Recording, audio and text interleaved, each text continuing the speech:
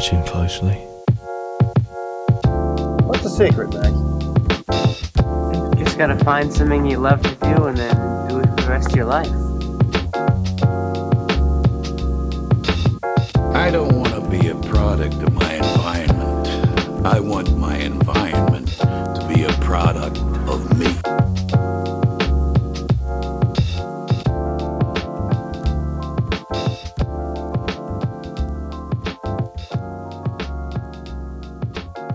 Hello, and welcome to The Establishing Shot, a podcast where we do deep dives into directors and their filmographies. I am your host, Eli Price, here on episode 53 of the podcast. We are taking a break this week from our early Spielberg series covering his movies of the 70s and 80s, and bringing back on our guest from last week, Christian Robertson, to talk about his experience in acting. We kind of talked last week. Last week for you, like, you know, an hour or two ago for us. We Christian, before we started, was like, so do we pretend like this was a week ago? And I was like, yes and no. I like always break the fourth wall. Gotta have some podcast magic, you know. Yeah. But yeah, so Christian is coming back on. We talked a little bit last week when I was introducing him about his kind of like acting. He says it's a hobby at this point. So if you're listening and you're like, man, I really like what this Christian guy's saying about acting, you know, he shared last week that his DMs are always open. Get him on that casting call. The next star of your blockbuster film, Christian Robertson. Yeah, I'll take that. Yeah, you know, you never know. You never know what can happen. Never know who's listening. But thanks for joining me again, Christian. I hope you're still doing well after our long conversation and all the controversy with The Color Purple. Absolutely. Thanks for having me back, man. I really appreciate you bringing me back. You survived. You survived The Color Purple talk. So yeah. But yeah, I thought you know, Christian is a friend of mine. I know he's done some the way I put it, I think last week, was that you dabbled in acting. Mm-hmm. But yeah, you've been on some like bigger movie sets in like kind of maybe smaller extra roles. And also done some like lead roles in some short films. Yeah. And am I correct in my memory that you've been in some commercials? Yeah. So yeah, you've dabbled in some different areas. Yeah. So I thought it would be fun to bring Christian on and give us some insight into the world of acting. Some insight that I personally don't have because I've never acted. So yeah, we're gonna ask Christian some questions, get some insight, so that we can when we're talking about these films, maybe we can dissect the acting a little bit better. But yeah, bring it on, man. But I guess we should start at the beginning. What was it? And I think I've heard this story. I think you've told me this story before, and so I'm excited. I'm interested to see if you're gonna tell the truth to the audience on. But what first sparked your interest in acting and performing? Was it like a particular movie or play or performer? Where did this all begin? So this began. You trying to think if I can lie real fast because no shame. I'm not ashamed of it. I'm not. So this I know began, you're not. Yeah. Let's go back to, it had to be, I was in high school. It was the spring of 2006. I believe that's the correct year, 2006. It was my sophomore year in high school. High School Musical was released, and I was a basketball player. I was on the basketball team, and I Yeah. just figured, I'm going to watch this because it's a basketball movie, right? Sure. And I love Disney. You know, watched all the DComs on Fridays and all. Yeah. So this was a basketball one. I didn't even realize it was a musical, even though they had a High School Musical in the name. But I watched it on that Friday night, and I was like, "That's what I want to do. I want to be an actor." Yeah. Right then and there. So that Monday, I go to the theater teacher, Mm-hmm. who's putting on a spring musical. She happened to be my English teacher at the time as well. I'm like, "Hey, Miss Mitten, is there any way to get me into the play?" And she told me, "Hey, someone actually just dropped out. You can audition, and if you get the role, you can be in it." So I'm like, "Okay, perfect." So I audition, get the role, and I'm like, "Hey, you gotta talk to my basketball coach." And so she talks to him, and he says, "You can do it, but you better not miss basketball practice for this crap." So it was like literally a real life High School Musical Yeah. thing going on, and Yeah. so I go through it, go through the auditions, and I've done like little small plays, growing up here and there, like Yeah. school things and little things in class, but that moment was the time I realized I really want to do this. And I had a blast that first play. Then I ended up getting the lead role my next year and another, leading role my senior year. A classmate of mine, she did a senior project, and it was a film, and she shot it, and I got a role in that, and that was technically my first film Mm-hmm. Yeah. role, a high school thing. Hey, it counts. Yeah, it counts. We had a movie poster for it and everything. There you go. Shout out to Chris Daisy, good buddy of mine.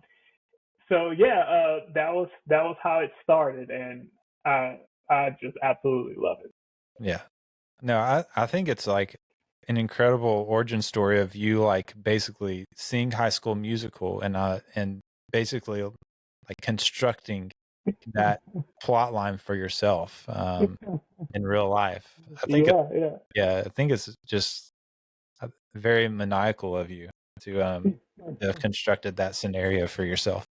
No, I love it. I wasn't a High School Musical person personally myself, but no, that's on me. That's It is. so yeah, I love it. I love that. I think it's a great. I really like that story.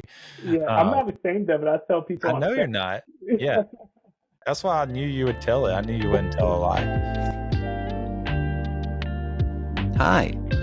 Quick reminder that you, yes, you, can be a huge help to the production of this show. If you visit establishingshotpod.com/donate, you'll find out how to join the Establishing Shot family through some giving tiers starting as low as $5 a month. You heard that right, only $5 a month. And not only will you be helping me keep the show going, but you'll also get some perks yourself, like early and ad-free episodes, bonus episodes, access to a Discord server where we can chat it up about the show and movies in general, and more. Might even let you choose a movie for me to review for the show. Check out that link in the show notes to learn more. Back to the show. So as you are getting into acting and eventually you're not in high school doing, high school plays anymore. Right.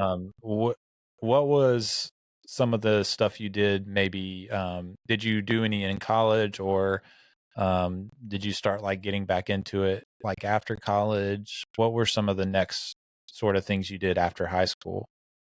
So it's funny because I have this extreme high that I'm coming off of in high school. Mm-hmm. I decided to go to college. I was going to major in sports medicine, and I was going to double major in theater because, hey, I just, went through theater in high school, loved it. I want to, maybe be an actor someday or whatever. Sure. And my advisor sat me down and he was like, "You're going to be in school forever if you double major in theater and sports medicine." Because sports Yeah. medicine, we had a clinical program, kind of like nursing, so we Right. had our classes, but then we spend hours and hours on the field training, Mm-hmm. in hospitals, whatever. So I was like, okay, you know more than me. So I had to let my theater Man. acting dream go for a real quote unquote job.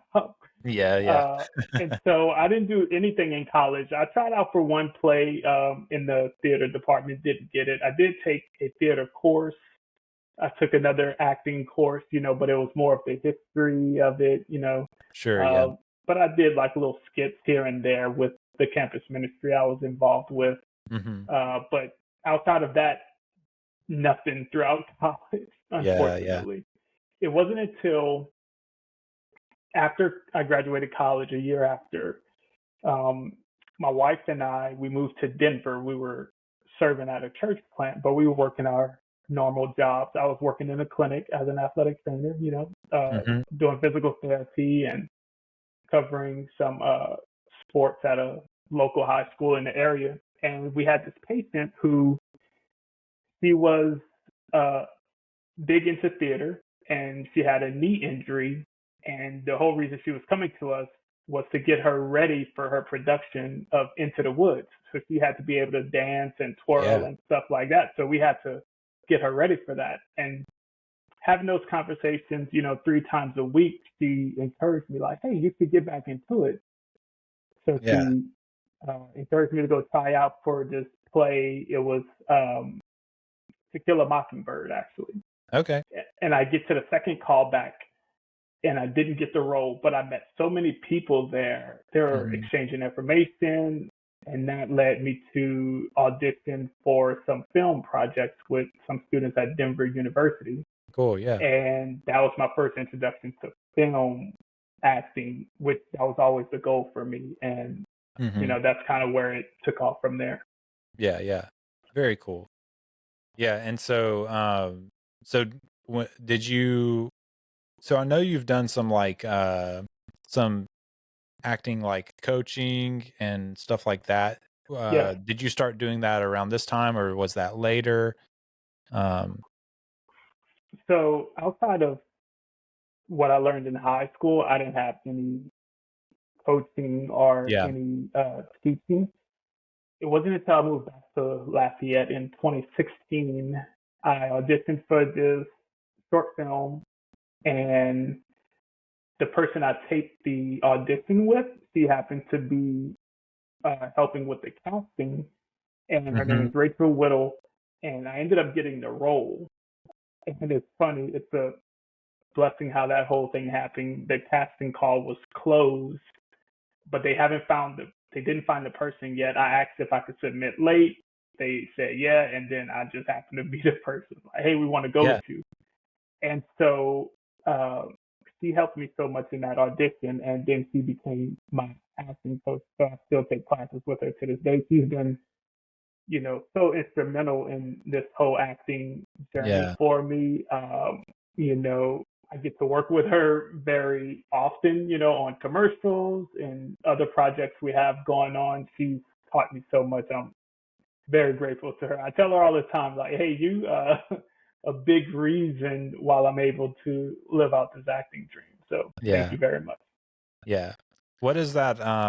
What are like some of the maybe exercises that you do with like acting coaches and stuff like that? Just to give us like maybe like a bird's eye view of what that looks like. Yeah. So everyone's different, right? Sure.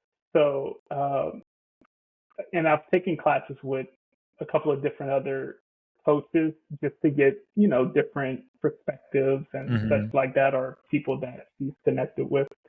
And some things, with acting, the big key is to not act. Like Right. you Yeah. want it to be as authentic as possible. Yeah. So one of the things we work on is this thing called thought to thought. So if we are reading a script, you know, we want to actually think these lines that we're seeing. So if I'm saying a line, I need to be able to think what that motivation is behind it, because the camera catches everything. And so the Right. camera is going to catch if I'm just saying lines. Mm-hmm. The camera is also going to catch like, oh, he actually thought about what he was about to say. You can see he's thinking about, hey, who were you with last night? Yeah. You can tell, the audience can tell. So we go over things like that, how to make it as authentic as possible. Also, what is our motivation behind what we say? What do we ultimately want? We going into the scene like, hey, ultimately we want you to get on the bus and go home. Yeah. So everything that we say in this scene, every line, we have to remember that motivation of what we want the other character to do. Yeah. Your body So a lot of language and everything. Yeah. exactly. So Yeah. a lot of that type of stuff, a lot of scene studies, audition studies, Mm-hmm.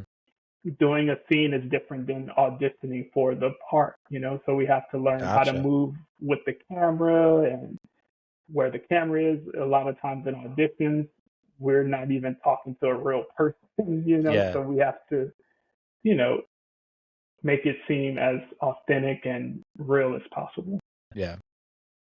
Yeah. I'm sure there's some of like, I'm sure there's a lot of adjusting to pretending the camera's not there too. Yeah. Yeah. Always know where the camera is, but never look at Yeah. it. I remember in the I think it was the Nolan series, he's all into like doing everything as practical as possible. Yeah. And so like that even goes down to like camera zoom or like close-ups. And so like Hmm. there was like there was a scene in the movie Insomnia with Al Pacino, and the camera, like when you watch the behind the scenes, the camera's like in his face. Like it's Yeah. like literally right in front of his face. And Hmm. like, yeah, I don't know if I could like actually act out that scene and Yeah. just pretend that the camera wasn't right in my face. Right.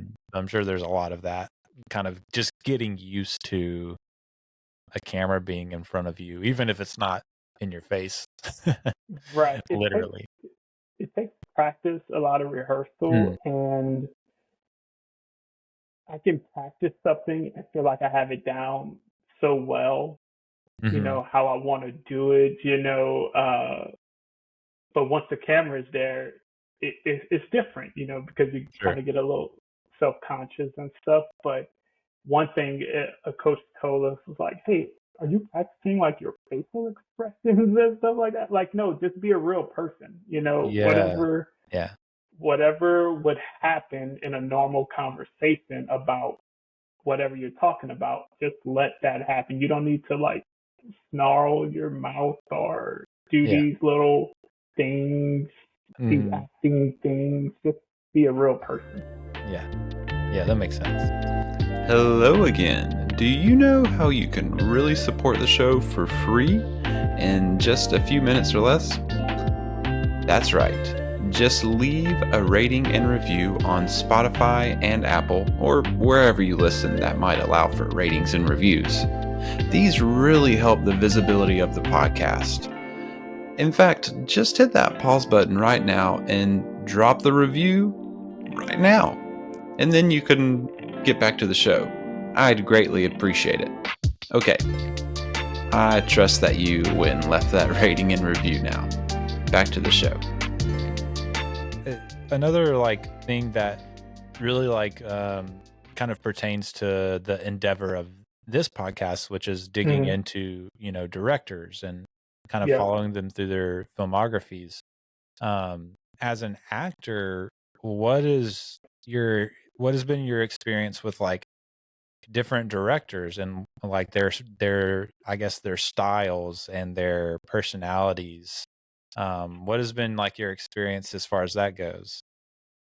Yeah. So I've been able to work with some great directors, and there's a difference with sometimes when I'm working on a commercial compared to a short film, Sure. Yeah. commercials are usually, designed to be turned around real quick. So Yeah. there's not a lot of time for the director to really do a whole lot of coaching. It's like, Hmm. hey, line up here, let's get this line, let's get this action. All right, good to go, moving on. Yeah. Yeah. So it's a lot of, hey, it's all in your hands. If it looks good on camera, we're probably going to go with it. Maybe they'll give you a little tips if you need to say something differently. But a lot of the times on a commercial shoot, it's all up to you, whatever you're bringing to the table. Sure. Now, with a film, you may get a director who's more of like a player coach, which I really like. I like a lot of hands-on, Mm. to where if the director sees, because they know the story, they know how they want to shoot it, and Hmm. they know a lot of the motivations that they want to have carried out. So they'll come up to you and say like, hey, let's talk about this scene, or let's talk about this line. Like, here's what I'm thinking. Here's what this character is probably thinking of. And so I love that collaboration because that helps Cool. me a Yeah. lot, because I can come in with something, in my rehearsal time or whatever, but it'd be completely different than what the director is wanting or is looking for. And we Hmm. could have to be flexible with that and, be coachable, and then be able to change things and be, be flexible with that. I think that you do run into some directors who are a little more hard nosed, Yeah. Sure. and it makes it a little harder to, be free, because they're Sure. very specific on what they want. But you just sort of roll with it. But my favorite directors are the ones who really dig in with you and really talk about the history of the character, the Hmm. motivations, uh, all of those things. And it all ultimately helps the story. Yeah. Yeah. That's cool. One of the things I was thinking of while you were saying that is, so when I was doing the Wes Anderson series, Hmm. his characters are very like, they have very strong personalities a lot of the time, and they're like Hmm. kind of like overemphasize certain aspects of their personalities, but then Yeah. also like with his dialogue, his films are so like precise. Hmm. So like the dialogue is like set up and like even like timed to set up like this returning dialogue or this joke or this situation. And so Yeah. like one of the things I came across was actors talking about how uh there's not really like, you don't really do improv um with Wes Anderson when you're acting on his films, Hmm. but they kind of came around to how within that structure though, and not having to like improv, they kind of had more freedom to run with the role. And I thought that was super interesting, like Hmm. how you would think it would be the opposite, like you would feel more freedom if you could like improv and do this, but the insight that they were kind of, some of the actors were sharing was that because like when you showed up on set, he had everything so planned out, like even Hmm. to like, this is the line of the dialogue, and like if you if you like change his line of dialogue, he'll be like, no, you gotta say it exactly like it's written, sort of thing. Yeah. um because he had all that so like structured and exact, they kind of were free to just like say the lines and act like, and kind of Hmm. like bring themselves to it. Yeah. um I don't know, does that ring true for you? What have you had like experiences like that where you kind of, you found like, I guess, freedom within the The boundaries and the structure. structure and the discipline, I guess?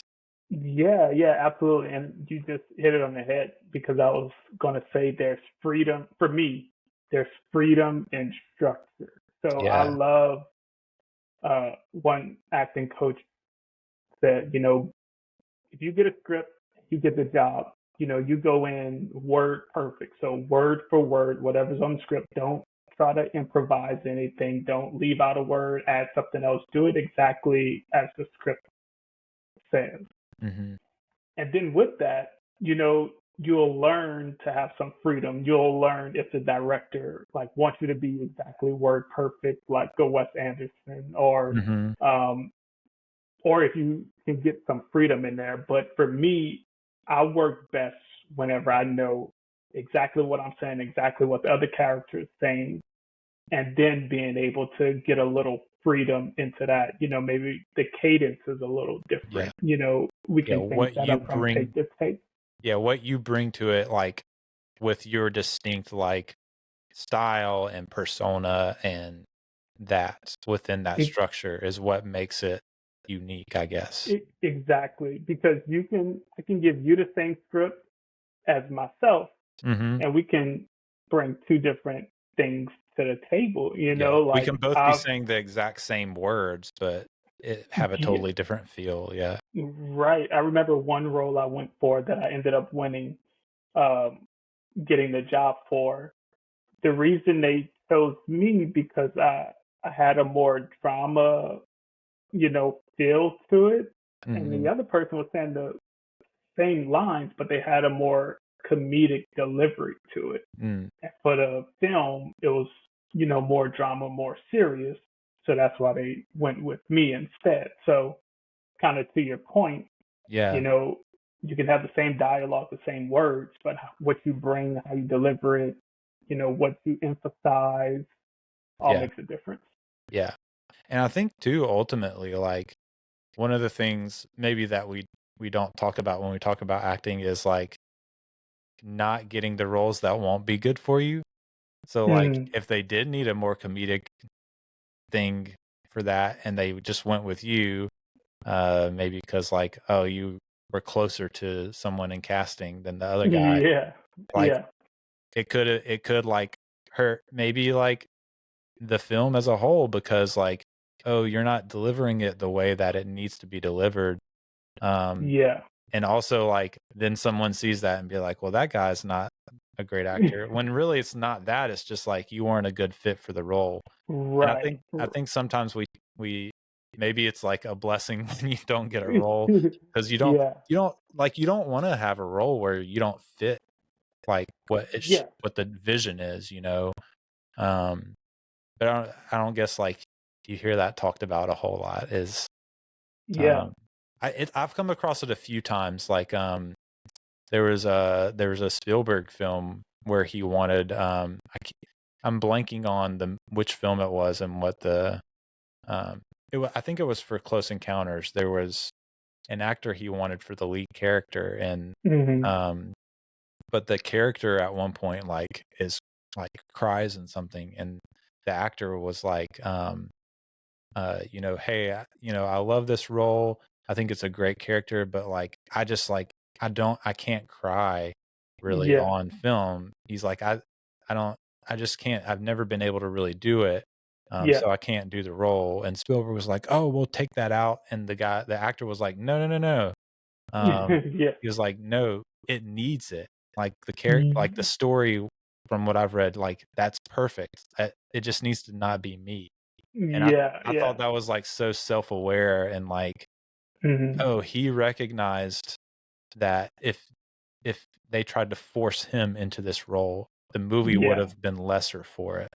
And right. I thought that was really cool. Yeah, I think there's a certain level of, sure, you want to get the job, but ultimately you want to tell a good story. So Sure.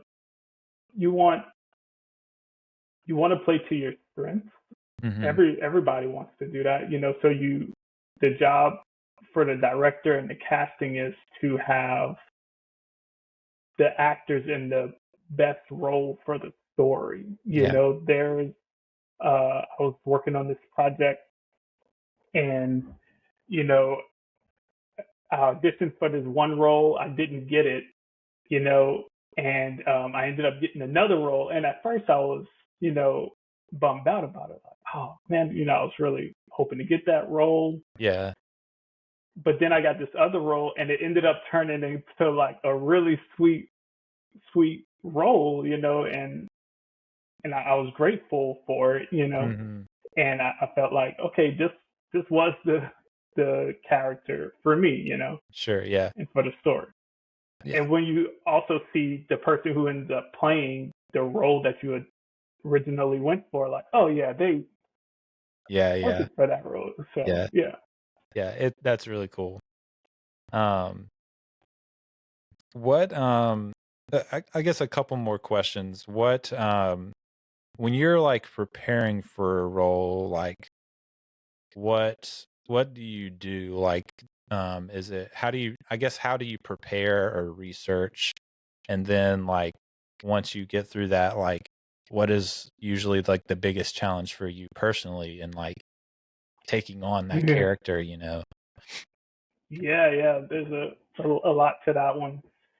So read the script so many times, Yeah. just to get every midget of detail that you can about your character, about the other characters, what they're doing, so that's one thing. The second thing is I was taught to, come up with a background for your character. Mm-hmm.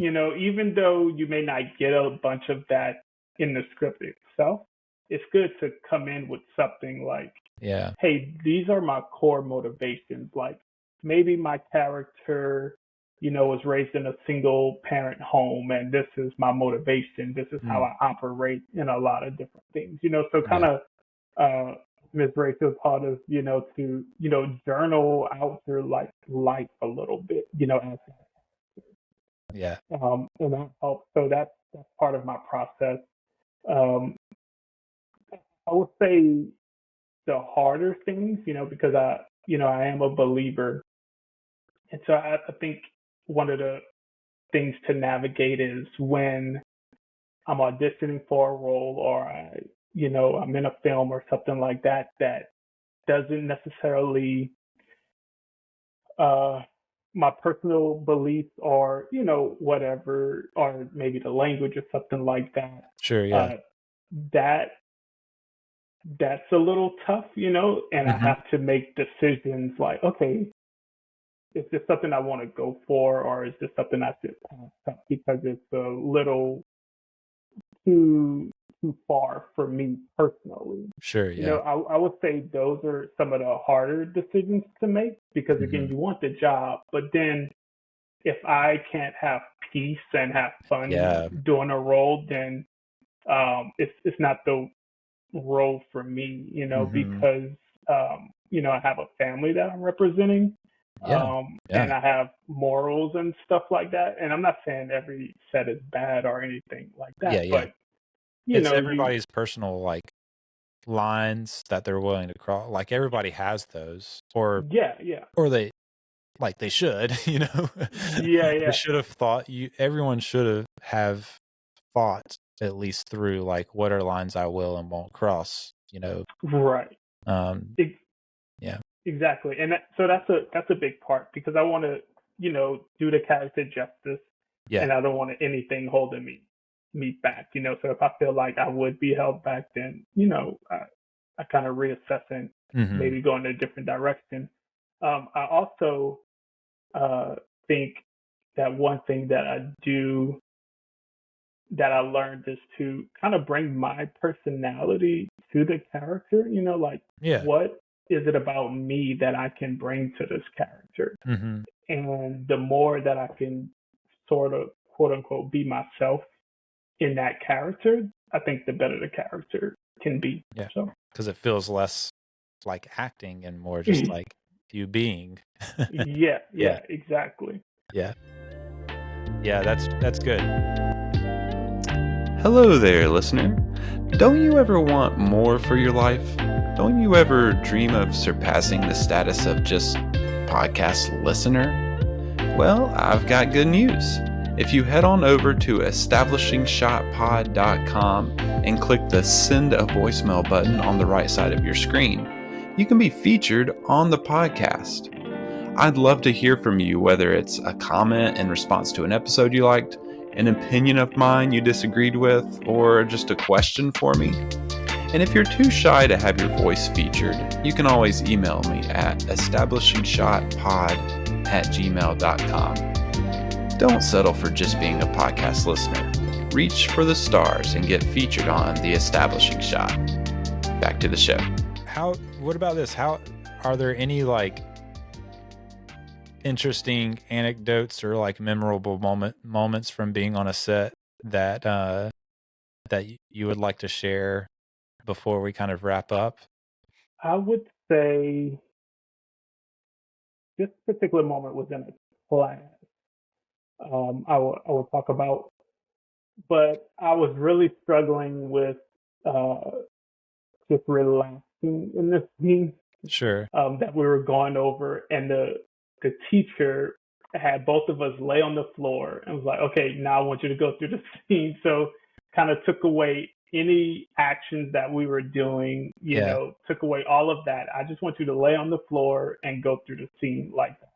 And it was revolutionary for me because I had to put myself in a different headspace. I had to do the work without being very physical. And it did help me to relax because I was on my back, hand was across my chest. Yeah. And it just gave me this calmness to, get to where I needed to be. So I think that was a big turning point for me. Yeah. Sometimes I kind of practice that on my own, if I'm Okay. Yeah. flubbing lines or, just having a hard time.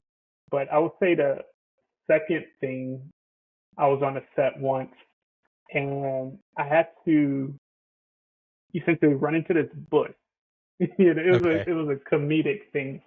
And the director pulled me to the side. He was like, okay, here's what I want you to think about. You know how you get out the shower and the shower curtain maybe like touches you and it's like kind of icky because it's still wet and stuff like that? Yeah. That's what I want you to imagine, like you're running into, and you kind of like sniff your arm a little bit. And you're like, and you kind of react to that. Yeah. And it was just something so simple, so funny. Yeah. Just silly. Yeah. And it just made the scene work, And so it doesn't have to be these grand things. Right. Like, hey, you need to be this character for 2 weeks before you come in, At the end of the day, it's just acting, Yeah. It could be these small things that kind of get you there, and just think about real life. Yeah, I love it. Awesome.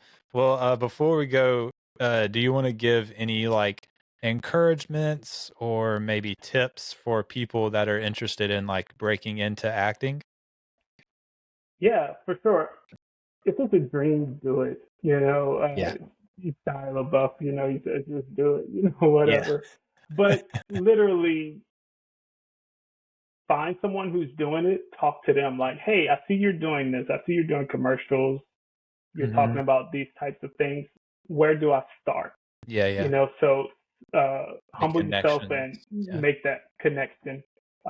Find a coach or someone who's connected in the industry and kind of get some wisdom from them.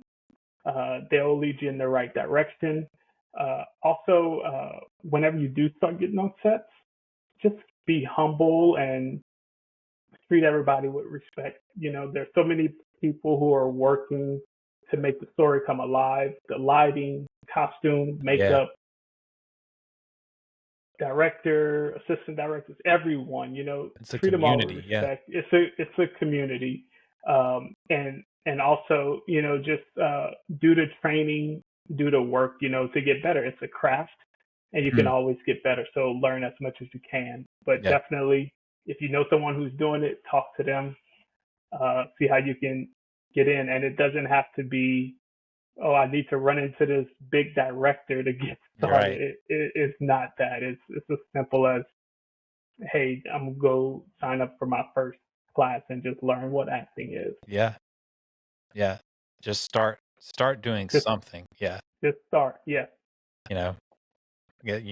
talk to your basketball coach and your high school drama teacher, and Yep. work out a high school musical scenario for yourself if that's your thing.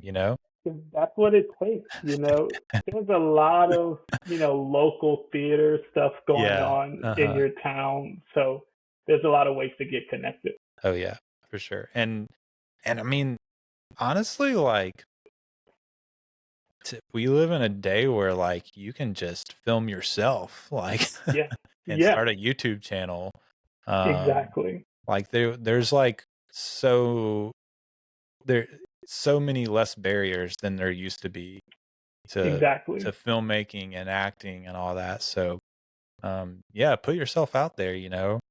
You don't have, like, look for those connections and make those connections, but like you don't even have to wait for those. Like, just start putting yourself out there. And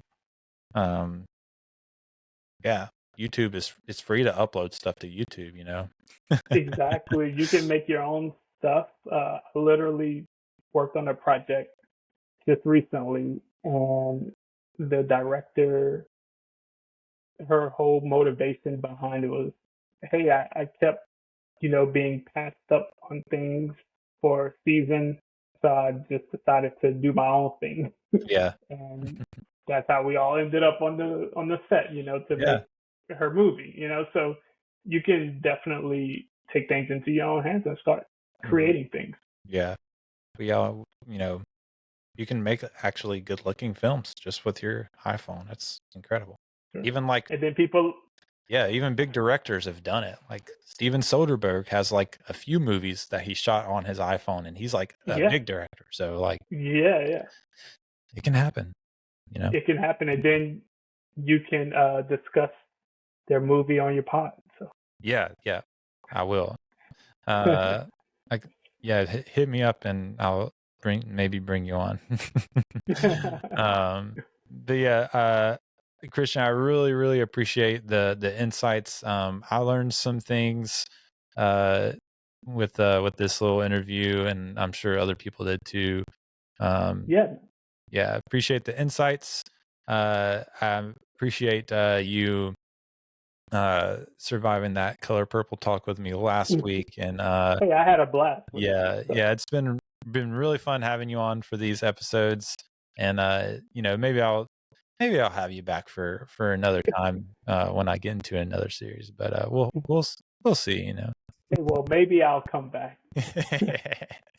Love it. But yeah, that's all we have for this acting discussion with Christian. We're going to be jumping back into our Spielberg series next week with Empire of the Sun, looking at a young Christian Bale. Excited about finally filling in that blind spot for myself. So yeah, you can be looking forward to that episode next week. But until then, I've been Eli Price. For Christian Robertson, you've been listening to The Establishing Shot. We will see you next time. We were happy here. For a little while. But look, I figure it this way. Better to be king for a night than schmuck for a lifetime.